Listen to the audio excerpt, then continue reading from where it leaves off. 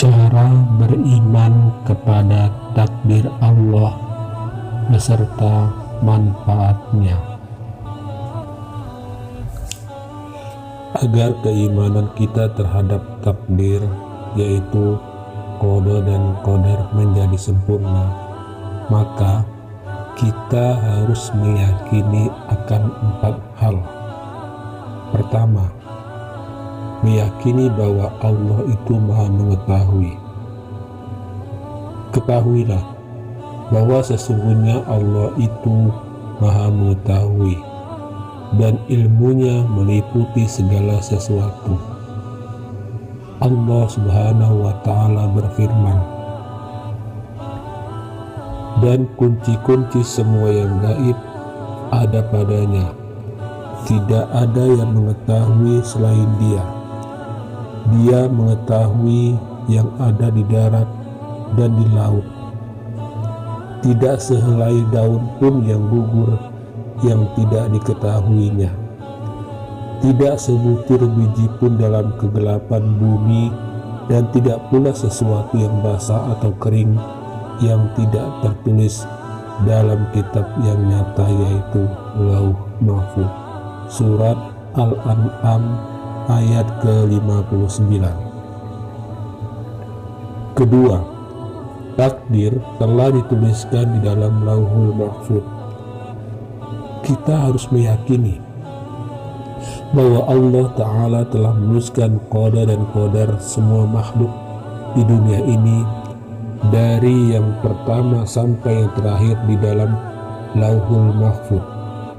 Rasulullah SAW bersabda, sesungguhnya makhluk yang pertama Allah ciptakan adalah kolam, yaitu pulpen. Maka Allah Subhanahu wa Ta'ala berfirman kepadanya, tulislah. Kolam pun menjawab, Rabbi, apa yang harus aku tulis? Allah berfirman, tulislah semua takdir segala sesuatu hingga saat kiamat. Hadis riwayat Abu Daud. Ketiga, segala sesuatu terjadi atas kehendak Allah Subhanahu wa Ta'ala. Kita harus mengimani bahwa semua peristiwa yang terjadi maupun yang tidak terjadi adalah atas kehendak Allah Subhanahu wa Ta'ala semata. Jika Allah menghendaki sesuatu, maka tidak ada satupun yang dapat menghalanginya.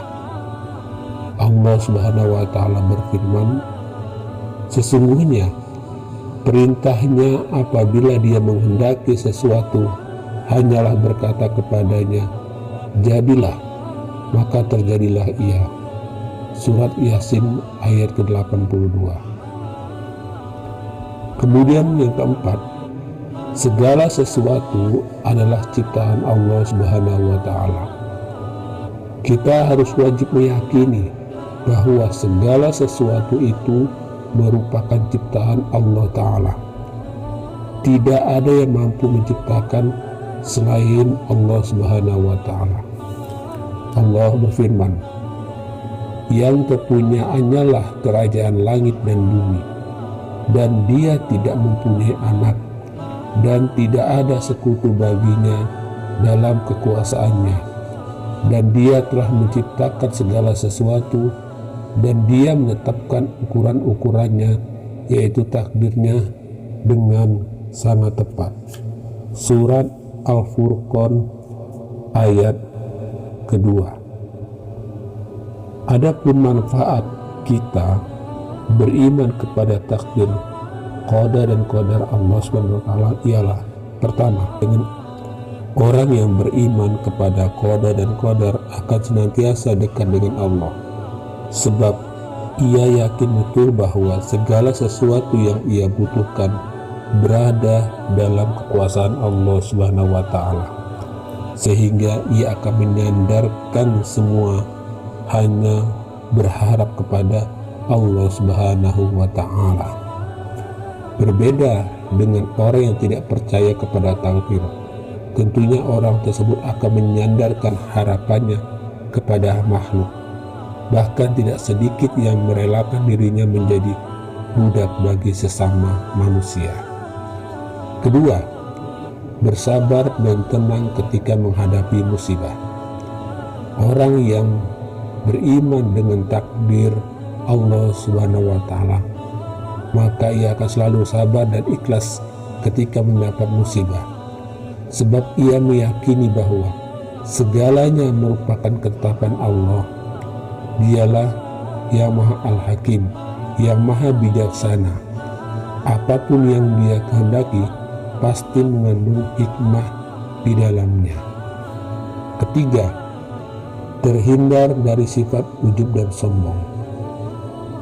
Beriman kepada takdir Allah akan menghindarkan seseorang dari sifat ujub dan sombong ketika ia memperoleh keberhasilan, sebab ia benar-benar yakin bahwa keberhasilannya itu sepenuhnya itu atas kehendak Allah Subhanahu wa Ta'ala, bantuan dan anugerah yang Allah berikan kepadanya. Keempat, menumbuhkan semangat hidup dan keberanian. Kematian adalah salah satu bentuk takdir Allah. Allah menetapkan kapanpun, dimanapun, dan bagaimanapun seseorang itu akan mati. Seperti itulah takdir Allah, tidak dapat diketahui oleh manusia sebelum terjadi. Hal ini akan memberikan semangat bagi seorang untuk meraih segala keinginan yang dia miliki. Kelima, tidak putus asa. Sesungguhnya Allah itu Maha Adil dan tidak pernah berbuat zalim kepada siapapun. Jika kita gagal, maka itu berarti ada sesuatu yang kurang sempurna dalam pekerjaan kita. Oleh karena itu, kita harus terus berusaha dan menggantungkan harapan serta doa semata kepada Allah Subhanahu wa Ta'ala. Keenam, menghilangkan sifat hasad. Dengan meyakini akan kehendak dan kehendaknya Allah SWT, maka penyakit hasad dalam hati akan dijauhkan. Jangan lupa tekan tombol subscribe-nya untuk memperoleh update materi-materi keislaman lainnya. Wassalamualaikum warahmatullahi wabarakatuh.